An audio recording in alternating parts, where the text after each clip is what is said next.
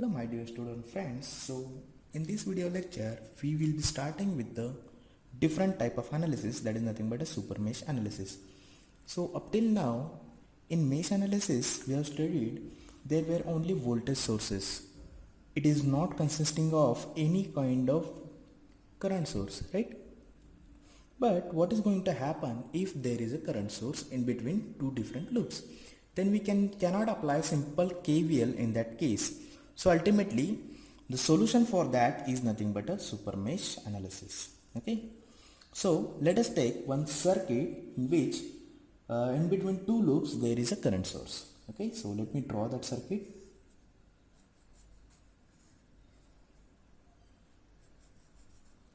We'll take a very basic circuit and then we'll go for complicated circuits then. Okay, so this is nothing but, remember, a current source. Fine. So let us mark this current source as 2 ampere, right? The arrow indicates its direction, in which direction it is flowing. Are you getting it? Okay.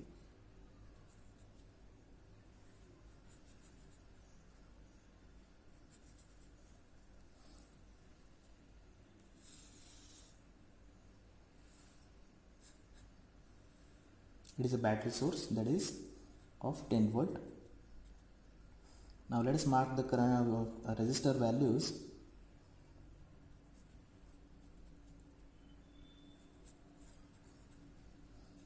So these are the random values I have chosen. Okay, so you will not find any kind of such same circuit in any of the book. Okay, fine. So now let us assume the current directions. So in the first loop, definitely because of the 10 volt source, the current is going to flow. So let us mark this current direction as like a conventional flow of current. Okay, so let us mark this as I1. Fine. And as this current is going to come up to this junction and it is going to get splitted like this, okay, in these two branches. So let us mark this I2 current as in a clockwise direction. Okay, and as this current is flowing in this manner, so let us mark this in anti-clockwise direction. I hope you understood it very well. Okay, so there is no problem whenever we are going to apply KVL to the first loop, isn't it? So whenever we are applying KVL to the first loop, there is no problem at all. But whenever we are applying a KVL to this loop, let us say loop number 2 and loop number 3, as there is a current source, so we cannot apply KVL, simple KVL. So there is a super mesh part. So this is nothing but your super mesh part, right?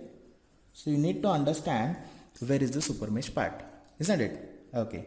So remember that this is your super mesh part and we have drawn it by a dotted line. Okay. So let us apply KVL to first loop and we can get a proper equation for that. So applying KVL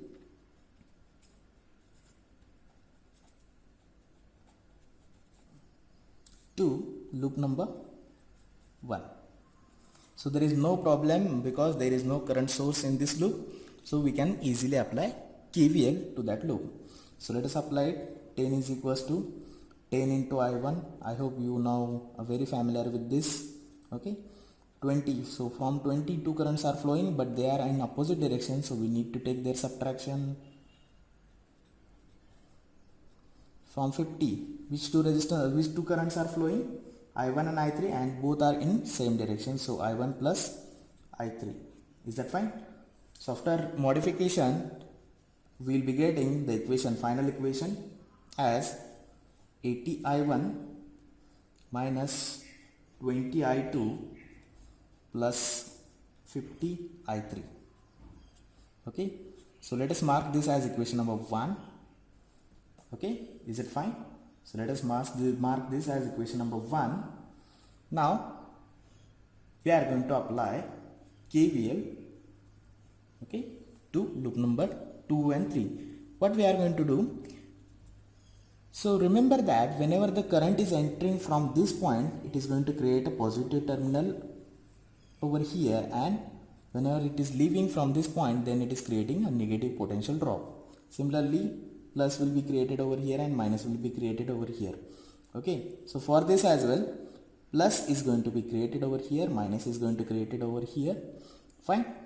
And for this, plus will be over here and minus will be over here, isn't it? Okay, so remember that we are going to consider the polarities. So minus is connected, so we are not considering this point now. We simply say that it is disconnected from the network. Okay, so you can remodify the circuit and you cannot you don't draw this into that, and we are going to apply KVL to this loop now. Okay, so whenever we are going to apply KVL to this loop, then there is definitely we are going to find out one equation. Okay, so simply we are going to disconnect, so we are not going to consider the connection. Okay, so simply we are going to say that it is disconnected from the network. Okay, so let us apply KVL to this loop and find out the equation. So as there is no voltage source, so therefore 0 is equals to, isn't it? So 0 is equals to, from 20 two currents are flowing, right?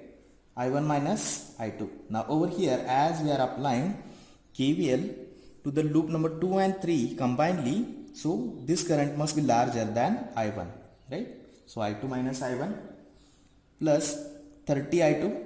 From this 30 only the I2 current is going to flow, minus, now why minus? Because this negative polarity is connected to this one. So because of that, this is going to become minus 60 I3. Now from this 60, I3 current is flowing, right?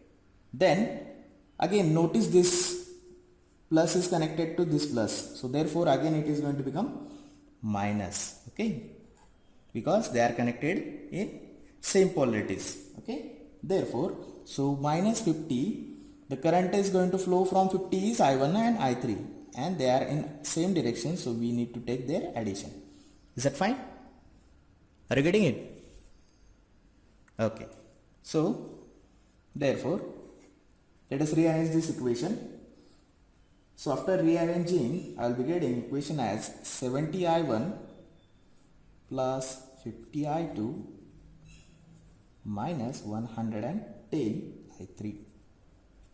So let us say this is your equation number 2. Is it fine? And now let us focus on this one. Okay, so let us apply KCL at this point. Okay, let us say this is node 1. So let us apply KCL at this point. Then what is going to happen? Applying KCL. KCL is nothing but Kirchhoff's current law. It is the algebraic sum of all the currents is equals to 0. That is, incoming currents is equals to sum of outgoing currents, right? Okay, so applying KCL at node 1. Okay, so 2 ampere is the incoming current and I1 and let us say I2 and I3 are the leaving currents. Okay, so I2 plus I3. So we need to add the leaving currents, right? So I1 plus I2. I hope you are well familiar about your KCL. Okay, fine. So let us rearrange this equation, okay, in such a way that I am going to replace the I2 term in equation number 1 and equation number 2. Okay, so let me have the I2 in such a way that I can replace it by something. So if I am going to take this I3 term to the left hand side, then it is going to become 2 minus I3, and now we are going to put this third equation in equation number 1 and 2. Okay, so let us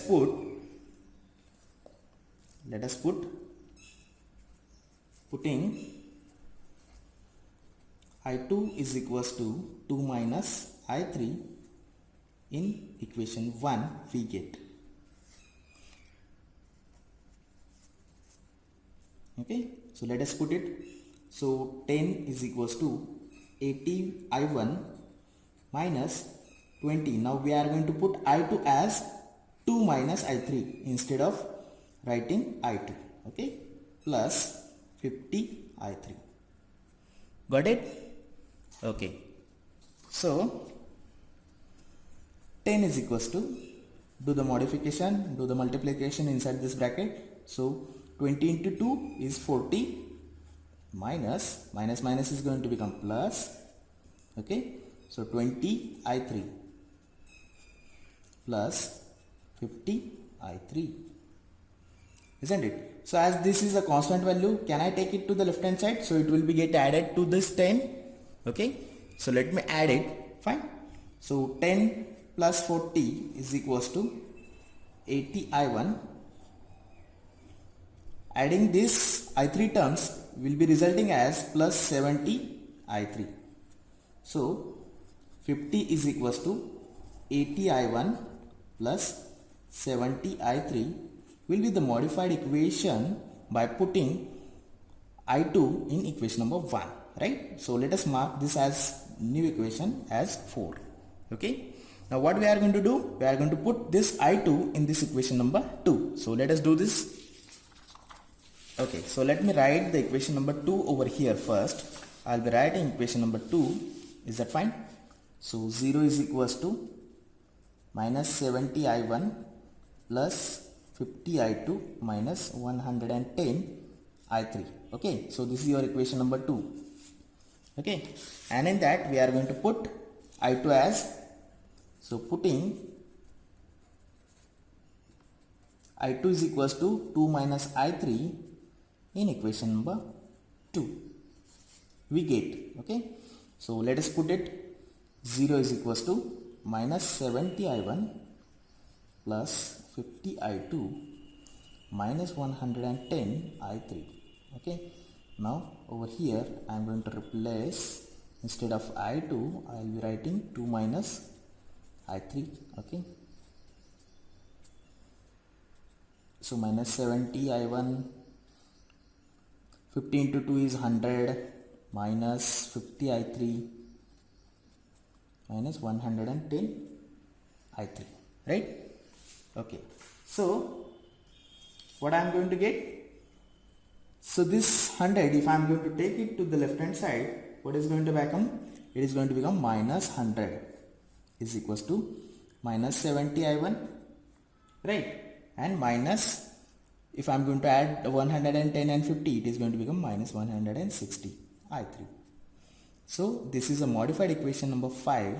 Okay.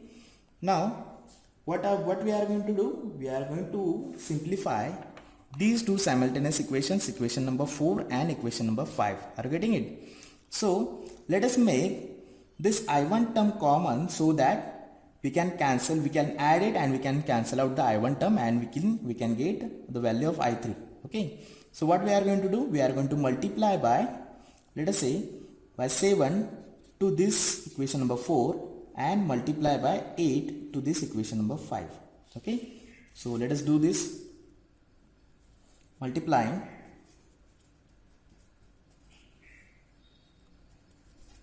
by 7 to equation number 4. So let us multiply it. Okay.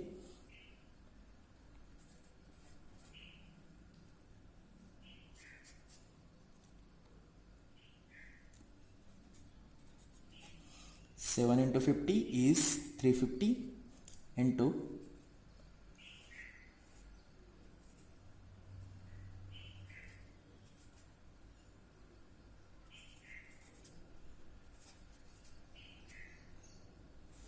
isn't it? Okay. And now multiply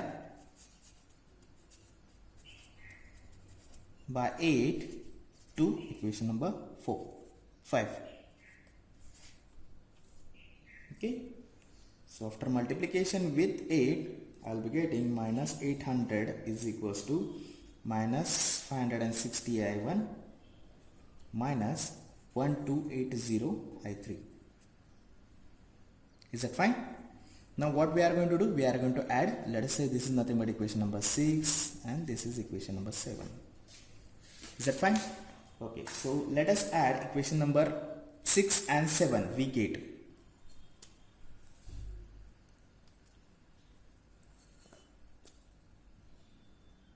adding equations 7 and 6 we get. Okay, so let us add it. So let us write a 6 number equation is equals to 350 is equals to 560 I1 plus 490 I3 minus 800 is equals to minus 560 I1 minus 1280 I3. Okay, so let us add it. I can cancel out this because it is going to become 0. Okay, so I'll be getting minus 450 is equals to minus 790 I3. Okay, so minus we can cancel out, and 450 divided by 790 is the value of I3. So what is the value after calculation? So it is going to become 0.57 ampere is the value of I3. So if you want to convert it in terms of milliampere, it is going to become 570 milliamperes. Is that fine? So remember this one. Okay, now recall equation number 3. So recall equation number 3. Okay, so in that, if I am going to put the value of I3, I will be getting value of I2. Are you getting it? So let us put value of I3 in equation number. I3 is equals to 0.57 ampere in equation number 2. So I will be writing equation number 2 as I2 is equals to 2 minus I3. Okay, so 2 minus 0.57, if I am going to calculate, it will come as, let me calculate it. So it is coming as 1.43 amperes. Okay, so I2 is coming as 1.43 ampere. Is that fine? Now let us put the value of I3 in any of the equation. Let us say equation number 4, 5 or 6. So let us put the value of I2, putting value of I3, sorry, not I2, putting value of I3 in equation number 4. In equation number 4. Okay, so 50 is equals to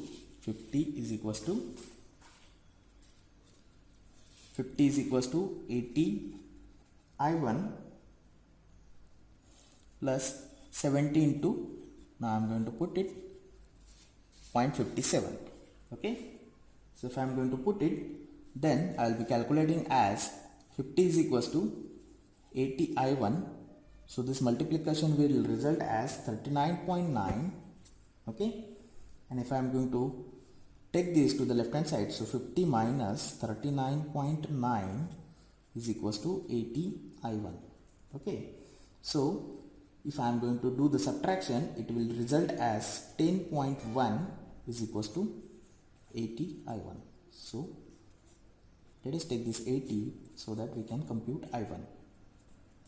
So I1 is coming as 0.127 amperes. Okay, so if I want to convert it in terms of milliampere, then I will shift it 3 digits. Okay, so 127 in terms of 10 raised to minus 3 ampere. So minus 3 represents a milliampere, right? So 127 milliampere is the value of current. So likewise, you can find out the values of loop currents by means of super mesh analysis, even there the current source is present. Are you getting it? So likewise, you can understand and you can apply the super mesh analysis method to the circuit in which in between two loops there is a current source. Is that fine? Okay, thank you.